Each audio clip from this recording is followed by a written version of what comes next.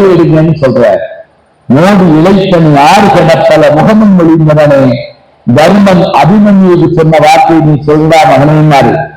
எனக்கு கண்ணு கலங்கி போச்சு. மறுபடிய தெரியுமா, எங்க அப்பா இறந்துட்டார் நினைக்கலங்க, ஒரு நூலகத்துக்கு தீ வைக்கிறோமோ என்று நான் கவலைப்பட்டேன்.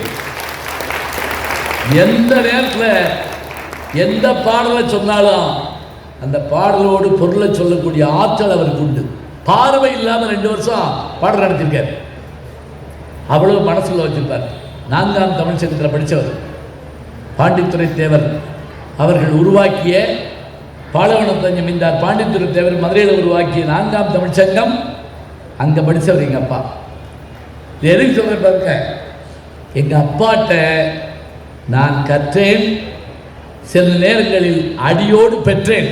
அதையும் இங்கே வச்சுக்கங்க, அதுவும் வேணும்.